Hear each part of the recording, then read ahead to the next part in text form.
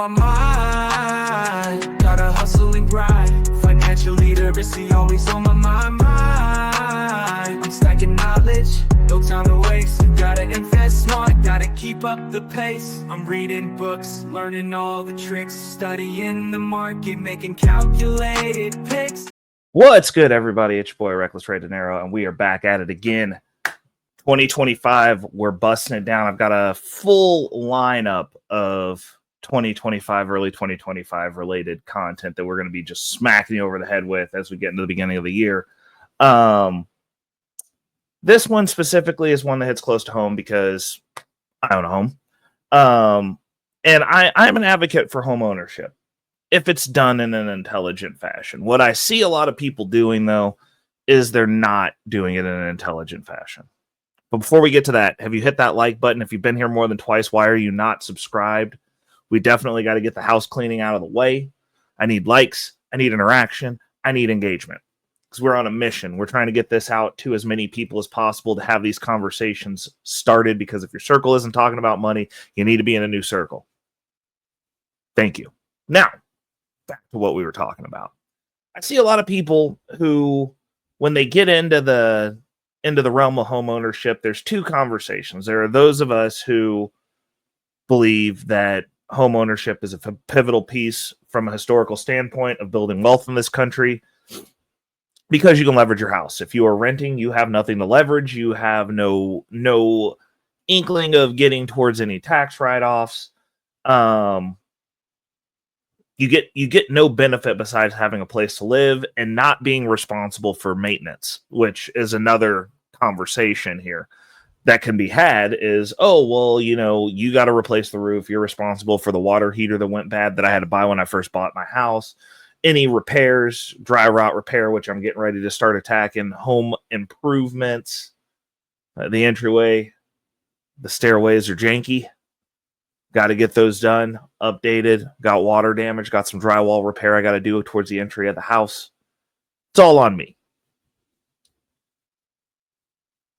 But what I see a lot of people do is they allow their realtor, they allow their mortgage lender, they allow a lot of other parties that aren't involved in living at the place that they're purchasing to have a say in the place that they're purchasing.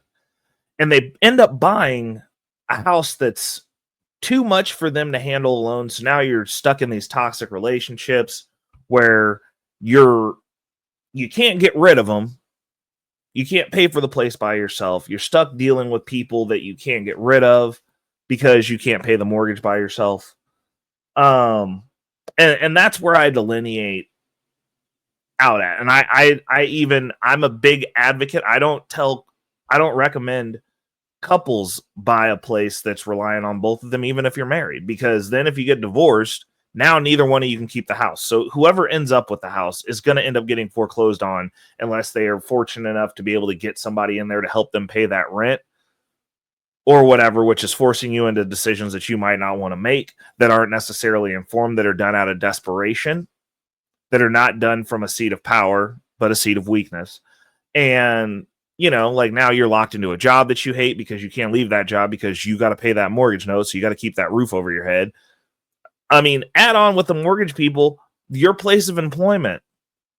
They're going to want you to buy a home too, because it's another shackle. It's something that they can use as leverage to tell you like, yo, you need this job. You're going to do what we tell you to do because you can't quit. You got to go pay those bills. How are you going to pay the mortgage? How are you going to keep a roof over your family's head? And that's the part of it that I don't agree with. This is going to be, so the conversation that we're having today is, should you buy a house in 2025? At present, the rates are high. Rent, even though rent has gone completely bonkers, is not as high as a mortgage payment right now for a lot of people. So I always break it down to doing the math. When I went and bought my place, when I chose to buy a home and become a homeowner in 2019, which hindsight, probably one of the best decisions I ever made from a strategic perspective. But we can get into how I actually feel about that, because I mean, from a strategic perspective, the housing, I've got a lot of equity in my house. I've got a lot of things that I can do from a leverage perspective to where I can start doing some of those things that people who are handing down generational wealth that are the 1% are telling us, the everyday man, the working class, working poor, what they should be doing. Oh, you should own a home. And there are strategic reasons why I made that decision, and we can break those down. But the math on it made sense then for me, because even though I was at a low rental rate, I wasn't going to be able to keep that low rental rate. And I saw that I heard it on the breeze. I felt it in my bones. I walked outside. I noticed that my building got bought out by a conglomerate from the landlord that I knew that lived down the street. He gave me the heads up that he was selling the building. And they came in very rudely and started, inspecting the units. And mine, my rent was paid early. But you're just starting getting like a little wind that they were getting ready to make some changes. Some things were getting done. They were doing some updates. And I was like, well, somebody's going to have to pay for this. And in the building that I was in, I know that I was one of the most consistent payers over the lockdowns because I was one of the few people who never stopped working. And I like that someone was going to be me. And I was like, I don't want to pay higher rent to live here. Like, I don't care if they fix everything. Like, I'm not paying somebody else. Like, the whole premise of us being able to live there was rent was so inexpensive that we were all supposed to be. I say supposed to be because not everybody's financially disciplined.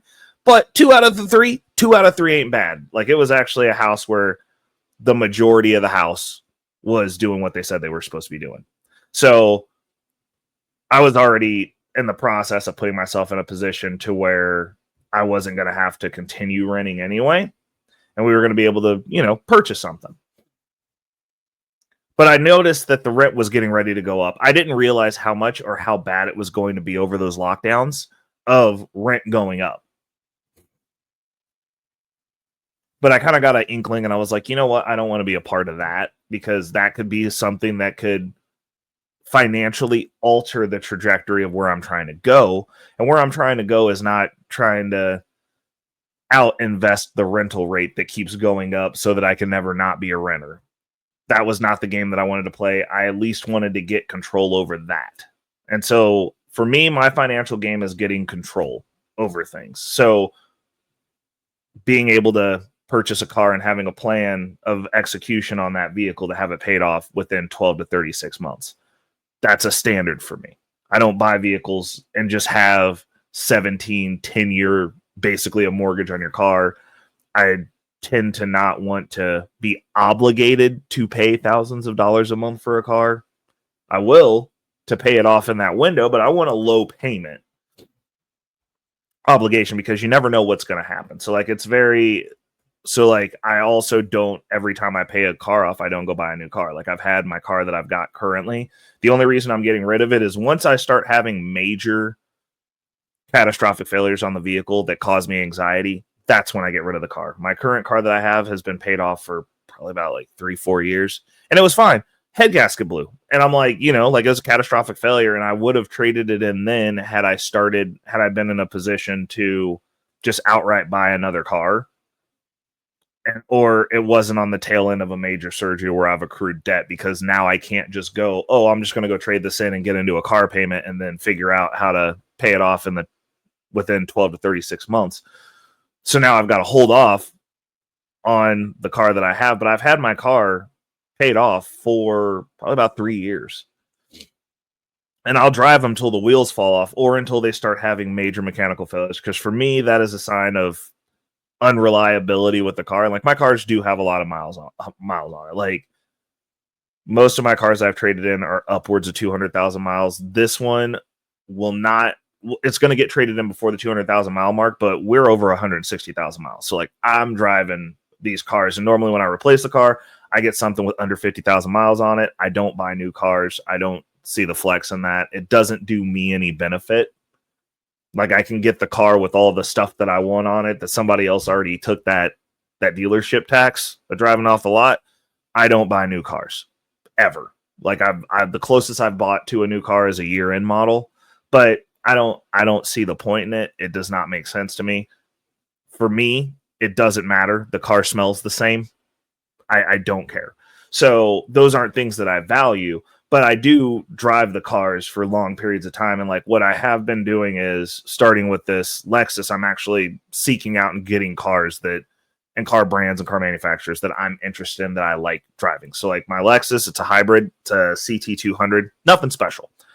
But I really wanted the car. Like I wanted that car. Like I was test driving cars and I was like, out of all the cars that I was looking at, I was like, I really want that car. Like that makes sense. It's practical. It gets good gas mileage. I was not in the space where I needed to be driving fast. So it kind of put a limiter and an inhibitor on me for that, which kept me out of a lot of trouble that I was previously getting in. And, you know, I got something that's just a nice little grocery getter. It's a good to and from work car. And I actually had that. And before I moved, I had that in an Acura RSX Type S, which was my go fast car. And so when I moved, I got rid of that car. And now we're kind of back into a space where I'm getting a vehicle that I want, but I'm also in a space to where I might be able to piece together a portfolio to have an actual project car. But anyways, that's neither here nor there. The premise is having your financial standards. So like when I went and bought my place, let me break that down. I was looking to not have to rent. I was also in a situation where I had roommates. I have roommates now, but the important part of that is I also don't want to be reliant on having to have roommates. So I had to get a place that on autopilot, if I lost my job and the only thing that I could do was gig work, I could afford to maintain my place of living. If worst case scenario, and this was something that got instilled in me having gone through COVID, because I was consistently working. One of my roommates was consistently being laid off and scrounging for hours. And then the other one was semi-consistently working. He was going through some stuff and, you know, moving in between jobs, moving and shaking. He made it work. But I got to see what was going on. And then also watching the news of what was happening to the landlords, of people just being like, yo, I'm not going to work and I'm just going to be able to just live here and just squat in your house. Which kind of has tinged my look at the real estate market, because now I know what happens if things get bad, which means that as the landlord, you are stuck with that burden. And it's one of the things that my mentor definitely during the time period of me getting ready to buy this house was something that he said that his family, the way that they navigate, set up for, which is having a year's worth of maintenance on that property set up and like ready to go just in case. And so one of the things for me was I was like, I need to be able to go and Uber. And that's kind of my path of least resistance, like Uber, Amazon Flex, or something like that, where as long as I have a car that's running, I can go make some money out of that. Like there's something I can do to go get some income to like hold me over. So like if I lose my job, I can go set up Amazon Flex. I can go get that Uber account back activated. I can do both, because as long as you have a vehicle, you know, there's some form of you can go get some income. So vehicle security is priority for me, but housing security is another priority. And one of those standards was I didn't take a loan for as much as I could get. And they asked me that throughout the entire process. Was like, you sure you don't want to get more money? Like you can get way more than this. Like you can get a bigger place. Like you can get something nicer. Like you can be in this price range. And I'm like, I don't want to pay that bill. And it's not about necessarily the bill. It's about the ability to easily cover that expense. Like I don't ever want to be in a situation where I can't go out and grind or hustle my way to keep my house. Like I need to be able to, of last resort, go get one of these gig jobs. And like, if I need to do that to hold me over while I'm looking for something else, that's something that I'm looking at where I go, I need to be able to do this. And so now the game has leveled itself up to where I'm building out my income portfolios. And one of my portfolios is going to be a housing portfolio that I'm going to use to start paying my house off faster and get back on board with that. But one of those that also ties in, because I'm like, okay, well, I need to be able to pull my housing note every month out of that. And then I don't even have to worry about worst case scenario having to go and get in the car and do Uber Flex. Like if I'm injured, that portfolio can run on its own. And I can just move the money as long as I can get to a computer. So that was a priority for me. So I took a loan that was less. I took a loan for exactly what I needed. Like I was like, this is what I want. This is what I want to get. This is the loan. You don't want more money? No, I don't. Oh, we could go look at these houses if you want to kick your loan up to this amount. Like, no, I don't need that. This has the amount of space, exactly the amount of space that I need. And honestly, when it's full bore here, it's a slight bit uncomfortable. It's a slight bit annoying, but like that's also motivation for me to get the next spot, because now that I've got the house hack done, my next goal is to get something that I can Airbnb. So that way I have the benefit of both. I can go, cool, I can have a space that's not here. And then I can also be making as much money as I can off that space. And like when I need to be here, I can be on the couch. I gotta sleep on the couch in my house. Like I'm fine with that.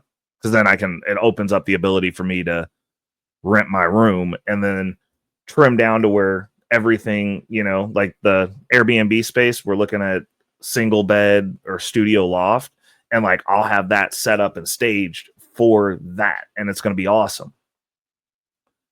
But the other part of it is I will also be able to, it'll keep me motivated to keep like a moving bag. It'll keep me light. Cause like, I don't like having a bunch of stuff. So like I got my stuff here. And it's cool and all, but like, if I was to get that next property, or when I get that next property, better put, it's going to make me, cause like the stuff that I'm going to have over there, like I might get rid of a bunch of the stuff here, especially if I'm going to start renting out my room physically and go, cool, I'm either there or I'm making money and sleeping on the couch. And we'll just move it from there.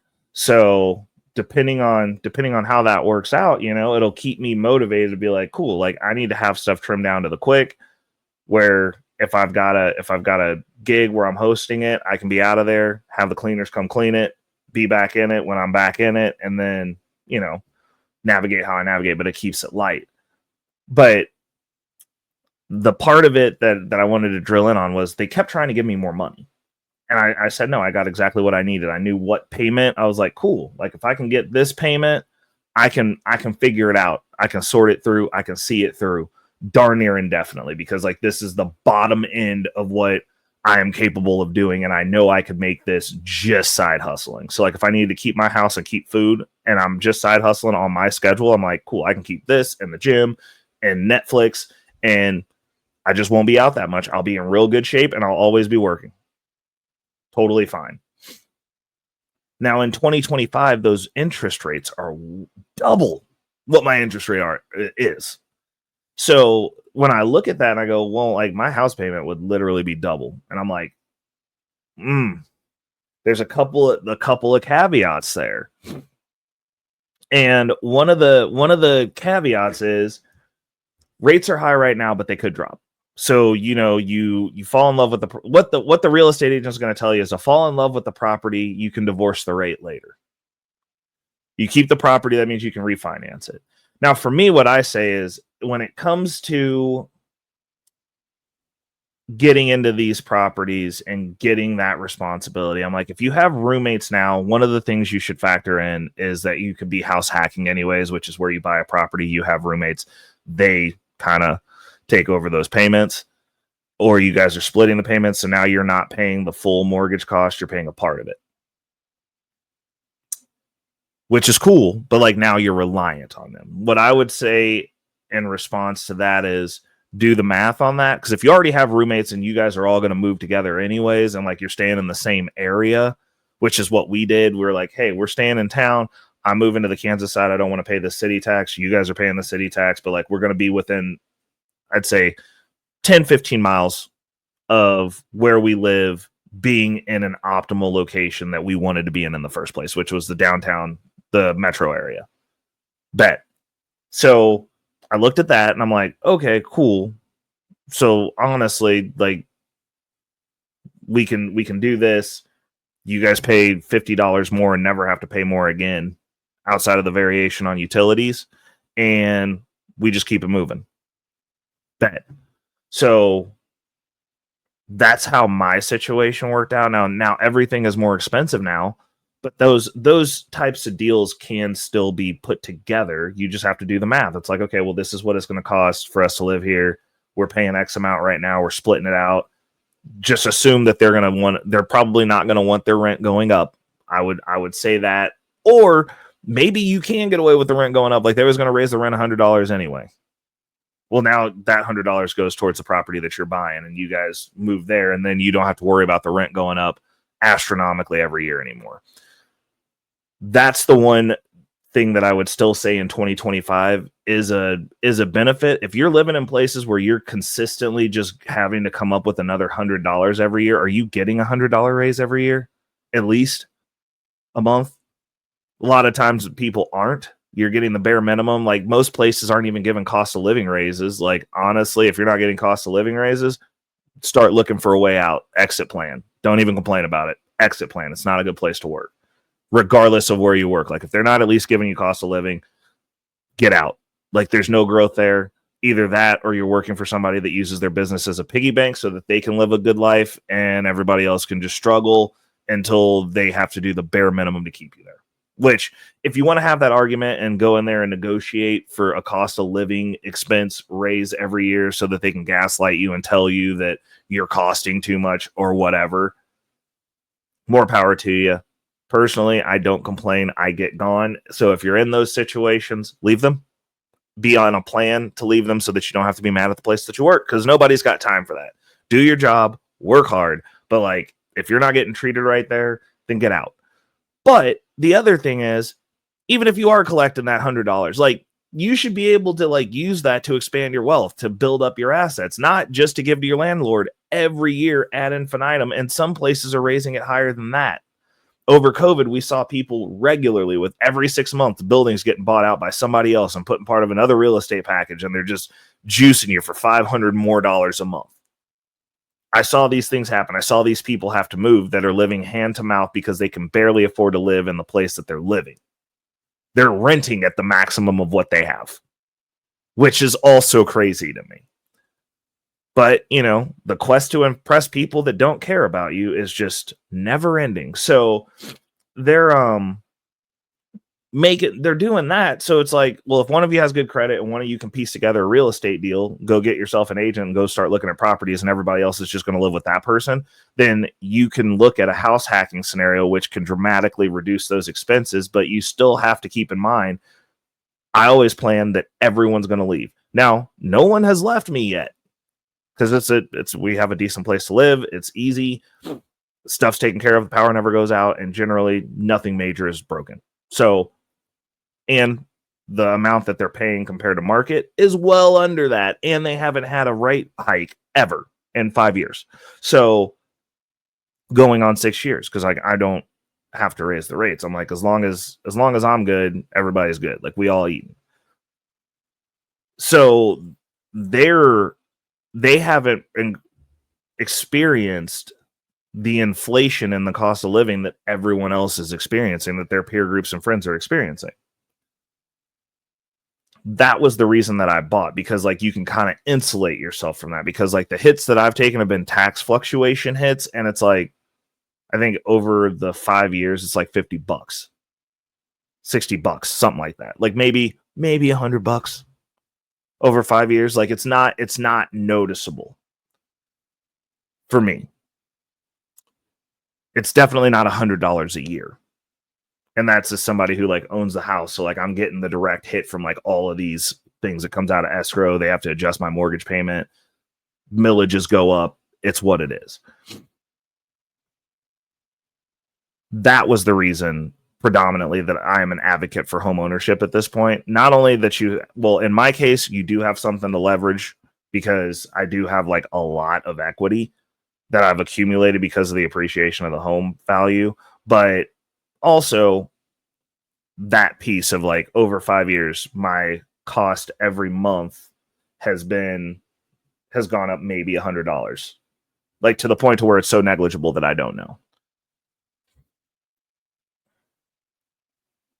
That's the key thing for me from a strategic perspective, because I didn't want to have to deal with rent going up 110% over the course of 5 years, 200% over the course of 5 years. Like, you can look at the data out there on how much rental rates increased over COVID, and they tend to not go back down. They're not going back down. Like, those are just the rates. Like, when I open Zillow, I'm not opening Zillow this year and going, hey, look at these random rental rates in the area that I live in. They've gone down. They're not going down. The price is not changing. It's going up, or it's pegged at that 200% increase above what it was. So now everybody's just paying that price. So still, and I mean, even if they went down, they'd have to go down quite a bit to get to where the mortgage is for the house that I live in this area at the rate that I got it. So there's that piece. Also, something to leverage, which is cool. Like, that's nice. If you get lucky and you get some rampant appreciation, or you buy during a window where people are either running or scared to get in the market, and then inflation takes over for you, that can be beneficial. It has been beneficial for me, but I would say that's more or less on the luck side of things. Nobody could have planned that, because generally speaking, the rates and the housing prices are inverse. You don't see interest rates increase while housing prices are going bananas and increasing at the same time. That is abnormal. So I can't attest to, like, oh, I knew this was going to happen. I just knew I didn't want my rent to go up. So that's one of the things, is the housing security of the knowing what the payment's going to be, more or less.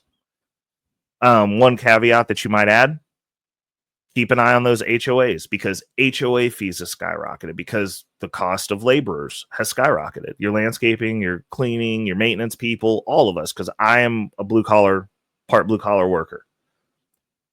All of us got more expensive over COVID by an order of magnitude. So HOA fees, like, some of them now look like a house note in and of itself. And like, those things sprung up over years, where you see people offloading properties that have HOAs tied to them, and condos and whatnot, because they can't afford the HOA fee. That's something that you also have to watch out for. Like, my townhome does not have an HOA on it, which is cool. Like, I got cool neighbors, but like, we don't have an HOA. Everybody shovels their own yard. It's not a lot of property to maintain, so we don't have to really have a need for an HOA, as long as everybody keeps a mediocre of upkeep on their property. Like, that's one of the things that, like, I'm getting ready to start overhauling mine and doing some full on upgrades and remodel stuff, because now I've got a portfolio to facilitate that. But it's like, those are going to be nice to have. It's going to make everybody else in the unit's property more valuable. Everybody's on board. They love it. But that's one of the other things that you got to look at, is if there's an HOA, because those fees could start off low. Because like, I keep an eye out for the ones where the HOA fees are under $300 a month. But I'm like, that's $300 that's tacked on to like whatever you're already paying. And like, if the fees go up, like, that could go from $200 to $550. Now, if you can't afford that $550, now you're bleeding a few $100s every month. And like, people can only do that for so long. And now you end up losing the property in a situation where you're forced to short sale, or you're going into foreclosure because now you're behind on stuff. Like, it's a lot harder to manage by yourself. Something to keep in your mind there, because people don't tell you these things. So again, should you buy a house in 2025? If you're not going to buy a house, what could you buy? Like, for me personally, Bitcoin.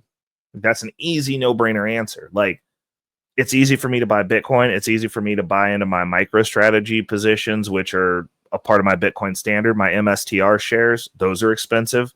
My Misty shares aren't expensive, but like, those generate income so that I can buy more MSTR shares, so that I can also pay more bills, help manage down this debt faster.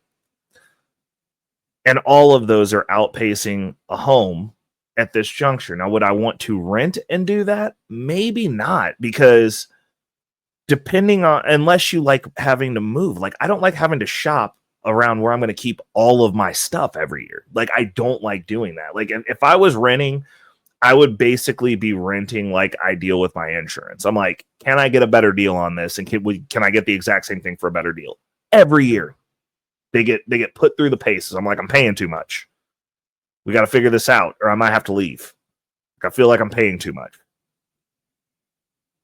And with the rent situation, it's like, I don't want to pack everything up in my home and move every year to make sure that I'm like doing what needs to be done so that I can get wealthy. Like that sounds insane to me. Like it just sounds like a lot of work, a lot more work than it's worth for me personally. Like I like my stuff being in one place.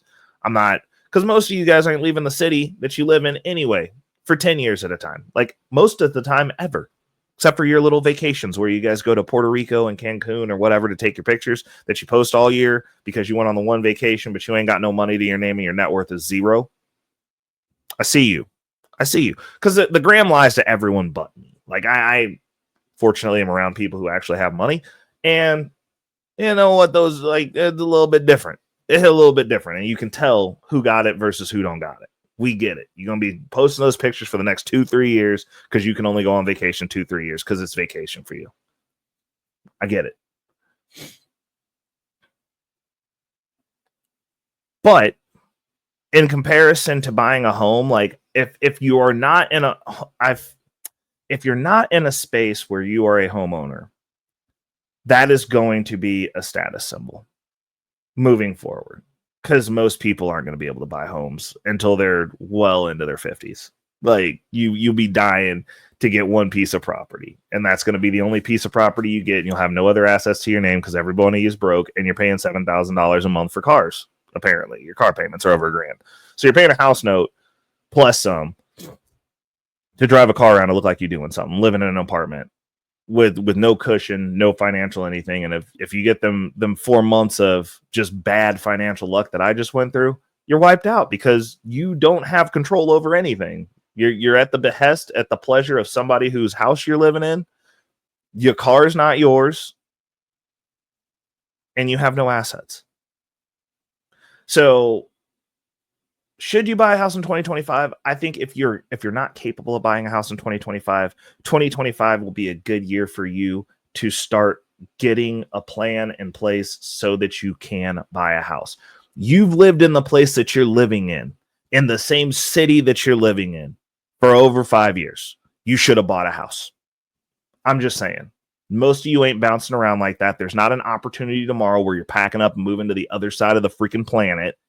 And if you are, you still got to play out that, still got to close out that rental situation, or you'll get an eviction on your record, and then you won't be able to rent anywhere.